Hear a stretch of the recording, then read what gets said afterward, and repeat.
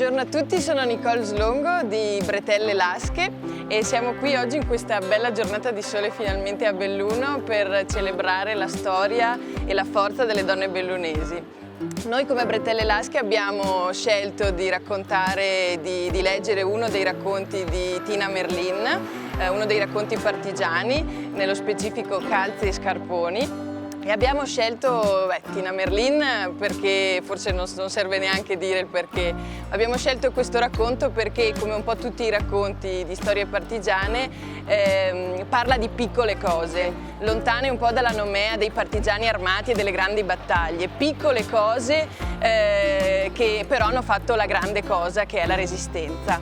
E quindi celebriamo la forza di queste donne che con tutta la loro semplicità, sentendosi utili e importanti, hanno lottato e hanno aiutato tantissime persone e tantissime famiglie, tantissime comunità. E quindi celebriamo questa forza e questa unione sperando che possiamo anche noi avere questa forza nel nostro futuro. Erano costretti a mangiare soltanto fichi che il sole di quell'estate aveva abbondantemente generato. Mangiare, per modo di dire, riempire la pancia piuttosto. Erano tutti alle medesime condizioni, con pappuzze di tela la più gran parte e del tutto senza calze.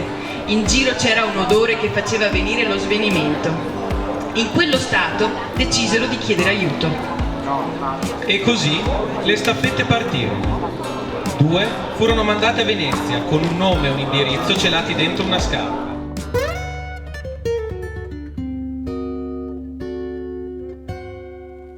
Buongiorno, benvenuti a questa giornata organizzata dalla WILT regionale.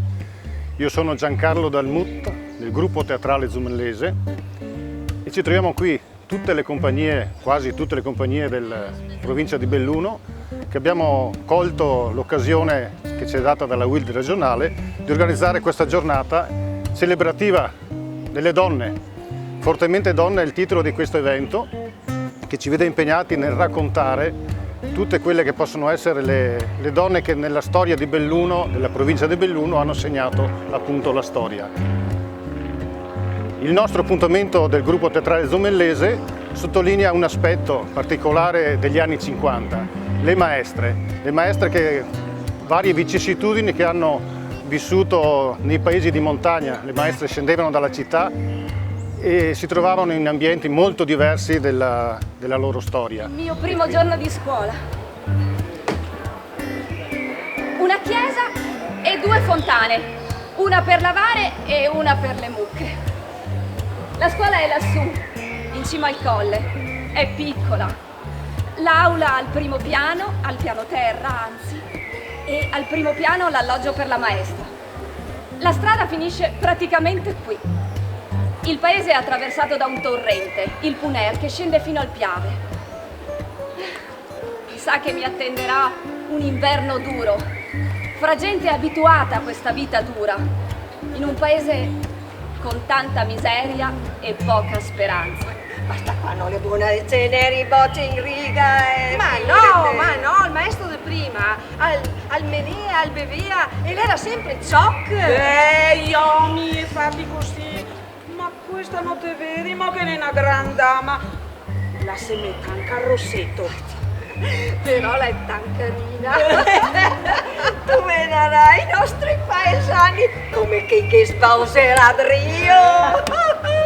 Ecco signora maestra, da li fai star buoni e chi studi e chi dica le preghiere che dopo il prete li interroga. Le mamme sono andate e faccio il mio discorsetto. Ecco, voi avete paura della maestra. Sono Stefania Slaviero del gruppo teatrale Sequeris. Questo progetto nasce dall'unione di 2 progetti. Il gruppo WILT Donne Veneto è un gruppo che si incontra periodicamente per parlare di donne e il progetto di collaborazione tra le varie compagnie della provincia di Belluno, sempre iscritte alla WILT. Abbiamo unito queste 2 iniziative per creare questa giornata che parla di donne bellunesi che hanno fatto la differenza. Noi qui oggi al giardino di Lori Storme parleremo delle donne che hanno avuto il coraggio di lasciare la loro terra in cerca di qualcosa di meglio, anche sole, anche con tanti figli al seguito. E questo coraggio non è un coraggio solo del passato, è un coraggio anche che vediamo tutti i giorni approdare sulle nostre spiagge.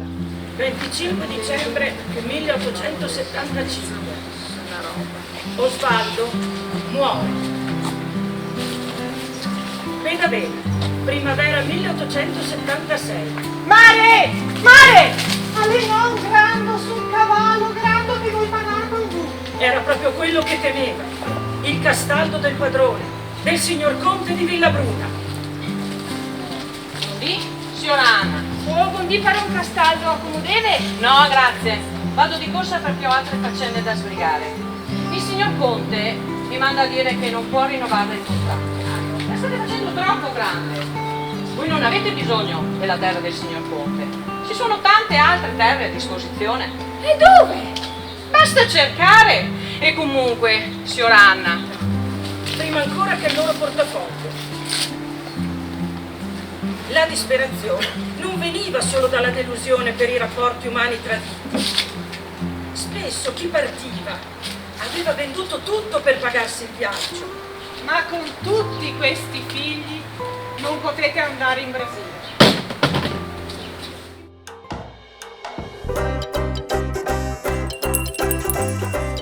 Siamo qui perché aderiamo a un progetto della WILT Veneto dal titolo Fortemente Donne, e lo facciamo a Belluno perché ogni anno si aderisce ad una iniziativa nuova e quest'anno tocca alle donne bellunesi possibilmente sconosciute, che nessuno ne parla sempre. Noi siamo la compagnia teatrale Farine Fossili del Feltrino e quest'anno portiamo un'educatrice dal nome di Ida Pilotto e vi porteremo nel suo giardino, nel giardino dove i bambini imparavano a giocare, a toccare le cose, a annusare, e tenteremo di fare questo esperimento con voi adulti, sperando che vi ricordiate di ritornare bambini. Grazie. Dice nome e cognome? Mauro Uttone. E ruolo? Ruolo presidente dell'associazione teatrale e attore. Una storia, quella della Pilotto, che la vide protagonista nel campo dell'insegnamento materno per oltre 50 anni, di devoto sacerdozio verso l'infanzia, in un'epoca nella quale a dominare lo scenario educativo erano soprattutto gli uomini, come Pestalozzi, Fröbel, Aport, e con il tatto cercare di capire che cosa c'è dentro. Una molletta. Bravissima, una bambina di 3 anni e mezzo, geniale. Ida Pilotto cosa faceva? Se il bambino non sapeva, metteva dentro il sacchetto. Adesso lo proviamo. Secondo sacchetto, un altro volontario. Chi si presta? Che non deve indovinare, un volontario che non deve indovinare, di 2 anni. Ecco qua, una signora di 2 anni. Benissimo. Non deve indovinare. Che cosa c'è al tatto?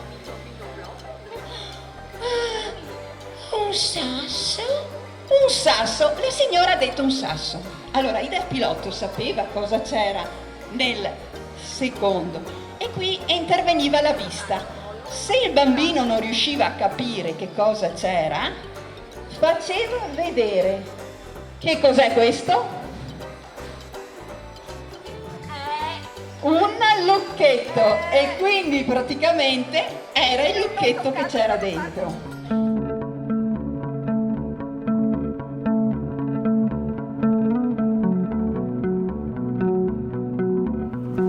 Buongiorno, noi siamo Giorgia, Giovanna e Carla, facciamo parte della compagnia teatrale Lavori in Corso e oggi a Belluno portiamo questo piccolo spezzone di vita delle ostetriche levatrici o anche dette comare in tutta la provincia di Belluno.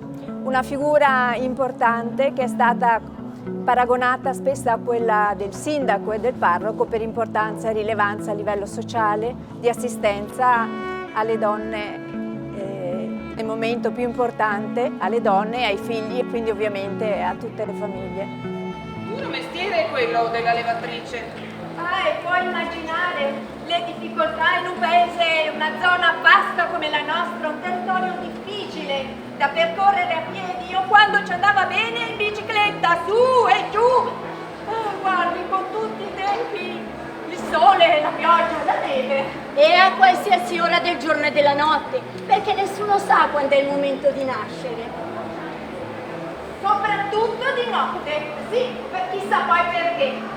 Io devo confessare di aver avuto sempre molta paura quando mi muovevo da sola, di notte. Oh, in montagna è arrivato il circo e chiamano me?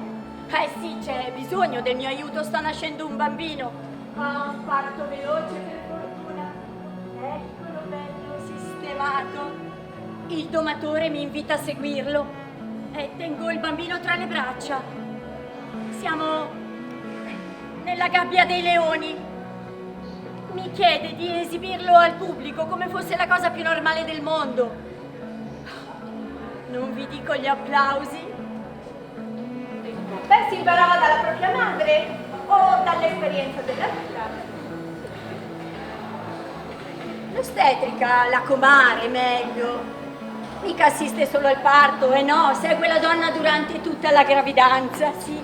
Poi l'aiuta a maneggiare la nuova creatura, dà consigli igienici, sanitari, dà indicazioni su cosa mangiare, sul riposo e segue nella crescita il piccolino che ha aiutato a venire alla luce.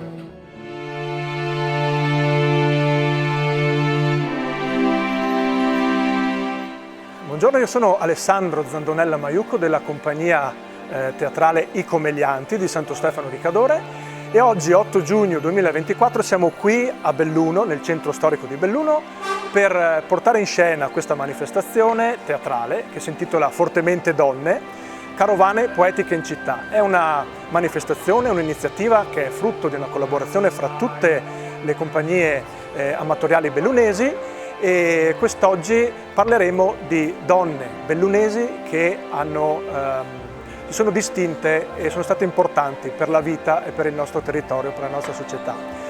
Noi al mezzogiorno alle 12 presenteremo il nostro pezzo insieme dopo le altre compagnie. Il nostro pezzo si intitola Gerle e il peso della guerra sulle spalle e nel cuore.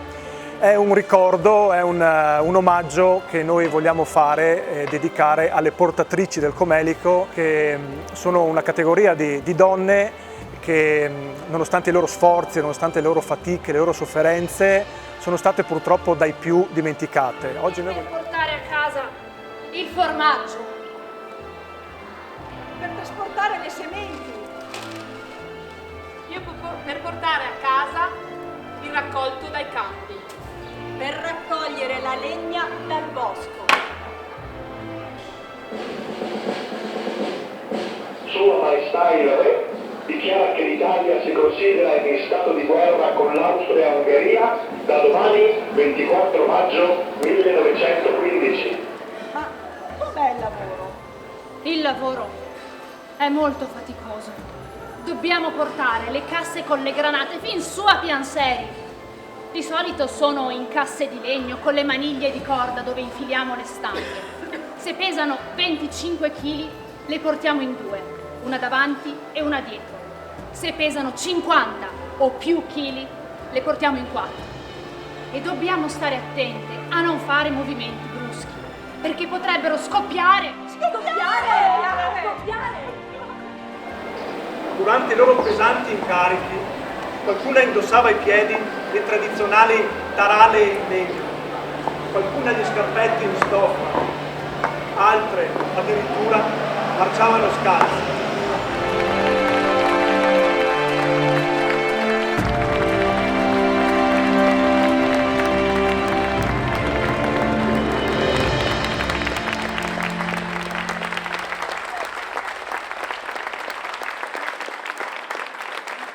Buongiorno a voi, mi presento, sono Paola Pizzolone, rappresento WILT Veneto, Unione Italiana Libero Teatro, e oggi ci troviamo qui nelle piazze di Belluno ad accompagnare questa carovana di poesie che raccontano storie di donne bellunesi veramente esistite e che le compagnie di WILT Belluno appunto hanno scelto di far conoscere o addirittura far rinascere nella memoria e soprattutto anche nei giovani che non conoscono e fino ad oggi non conoscevano queste storie. Io ho appena finito di vedere questa carrellata di racconti, di letture e anche di performance teatrali e vi assicuro che ho il cuore enormemente gonfio di gioia, ma soprattutto di gratitudine per coloro che oggi hanno scelto di mettersi al lavoro e di portare alla luce storie di questo tipo. Quindi ringrazio tutte le compagnie bellunesi per aver scelto di sposare questo progetto Donne Wilt. È un progetto che ha visto la luce più di 5-6 anni fa e che Belluno oggi dà inizio, dà luce a questo progetto provinciale. Oggi abbiamo visto in scena compagnie che partecipano ogni anno a un progetto provinciale sempre della federazione, sempre di Wilt Veneto, e che in concomitanza ha portato anche il progetto Donne a Belluno. Quindi io ringrazio tutti quanti, ringrazio non solo le donne ma anche gli uomini che hanno partecipato a questo evento e spero e auguro a tutti di rivederci nel 2025. Grazie.